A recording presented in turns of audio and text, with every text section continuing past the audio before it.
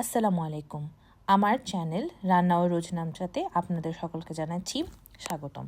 আজকে আপনাদের সাথে শেয়ার করব খুবই মজাদার একটি কাবাবের রেসিপি। এটা কোনো মাংস দিয়ে তৈরি নয়, কাবাবটা সম্পূর্ণ একটি মাছ দিয়ে তৈরি করা হয়েছে। আপনারা এই কাবাব তৈরি করতে যে কোনো রকমের মাছ ব্যবহার করতে পারেন। আমি আজকে হকি ফিশ আর স্যামন ফিশ দিয়ে এই কাবাবটা তৈরি করব। আপনারা চাইলে রুই মাছ, পাঙ্গাস মাছ, কাতল মাছ যে কোনো মাছ ব্যবহার করতে পারেন। এর জন্য আমি মাছগুলোকে প্রথমে শুধুমাত্র লবণ দিয়ে খুব ভালো মতো সিদ্ধ করে নিয়েছি। সিদ্ধ করার পরে যখন মাছগুলো ভেঙে ভেঙে যাবে ওই পর্যায়ে তুলে নিয়ে মাছগুলোকে হাত দিয়ে সুন্দরভাবে ছাড়িয়ে নিয়েছি এবং চামচ দিয়ে মাছগুলোকে আলাদা আলাদা করে ফেলবো।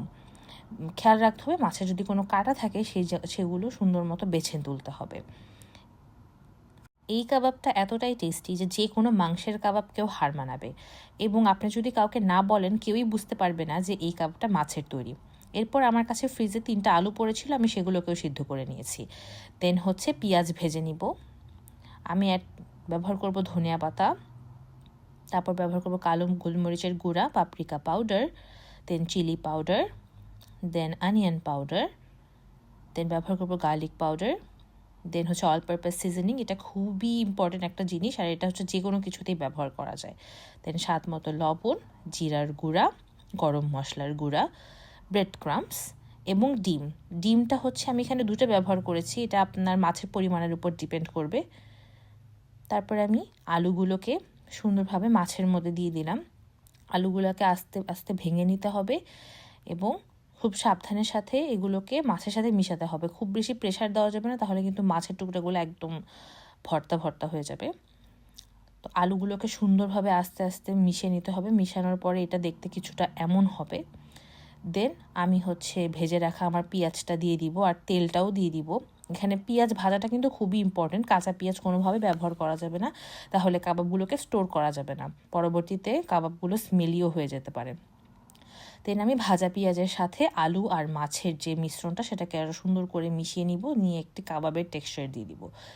এরপরে একে একে আমি গুঁড়া মশলাগুলি ব্যবহার করব। এই মশলাগুলো ব্যবহার করা এখানে খুবই ইম্পর্টেন্ট। আপনারা চাইলে কিন্তু বাজারে কিনতে পাওয়া যায় কিছু কাবাবের মশলা আছে, সেগুলো ব্যবহার করতে পারেন। আমি এখানে অস্ট্রেলিয়াতে কয়েকটা স্টোরেই কাবাবের মশলা খুঁজেছিলাম, কিন্তু আমি আসলে পাইনি, যার কারণে আমাকে এতগুলো মশলা ব্যবহার করতে হচ্ছে। আপনি যদি কাবাবের মশলা ব্যবহার করেন তাহলে আপনাকে এতগুলো মশলা ব্যবহার করার কোনোই প্রয়োজন নেই। আপনি শুধুমাত্র কাবাবের মশলাটা অ্যাড করেই এটা বানাতে পারবেন। কিন্তু বাজারে পাওয়া যায় যে কাবাবের মশলাগুলি, সেগুলি খুব স্পাইসি হয়। এই জন্য আস্তে আস্তে গ্র্যাজুয়ালি অ্যাড করবেন, বারবার টেস্ট করে করে দেখবেন যে ঝালের পরিমাণটা ঠিক আছে কিনা। দেন আমরা গোলমরিচ অ্যাড করে দিচ্ছি। গোলমরিচ খুবই ইম্পর্টেন্ট একটা ইনগ্রিডিয়েন্ট কাবাবের ক্ষেত্রে, এটার ফ্লেভার টেস্ট দুটাকে অনেক ইনহ্যান্স করে। দেন আমি হালকা একটু গরম মশলা দিলাম। এখানে আমি ব্রেড ক্রাম্পস ইউজ করব। ব্রেড ক্রাম্পসটাও আমরা হচ্ছে আস্তে আস্তে অ্যাড করব, আমাদের কাবাবের কনসিস্টেন্সির উপর ডিপেন্ড করবে যে এটা কতটুকু মুঠো করা যাচ্ছে বা কাবাবের শেপটা প্রপারলি হচ্ছে কি না। যদি প্রয়োজন হয় আরও অ্যাড করতে হবে। আমি প্রথমে একটা ডিম ব্যবহার করেছিলাম, পরবর্তীতে আমার মনে হয়েছে যে কাবাবের কনসিস্টেন্সিটা পারফেক্ট হয়নি, যার কারণে আমি পরবর্তীতে আরেকটা ডিমও অ্যাড করেছিলাম। ডিম, ব্রেড ক্রাম্পস এভাবে গ্র্যাজুয়ালি অ্যাড করতে হবে। তারপরে আমি কিছু কাঁচামরিচ কুচি করে রেখেছিলাম, সেটাও আমি অ্যাড করে দিব। এ পর্যায়ে আমি এখন সুন্দর করে ডিম, কাঁচামরিচ আর ব্রেড ক্রাম্পস দিয়ে স্পাইসেসগুলো দিয়ে সুন্দর করে আবার মিক্স করে নিব।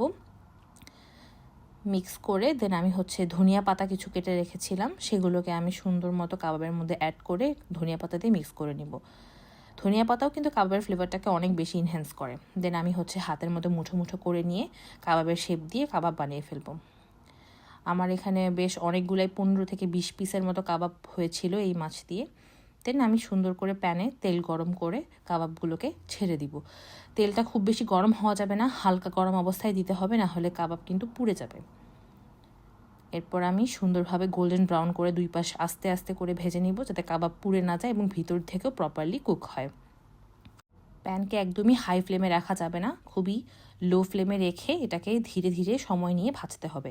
ভাজার পরে আমার কাবাব দেখতে কিছুটা এমন হয়েছিল এবং এটার স্বাদ দুর্দান্ত হয়েছিল, যা মাংসের স্বাদকেও হার মানাবে। Thanks for watching.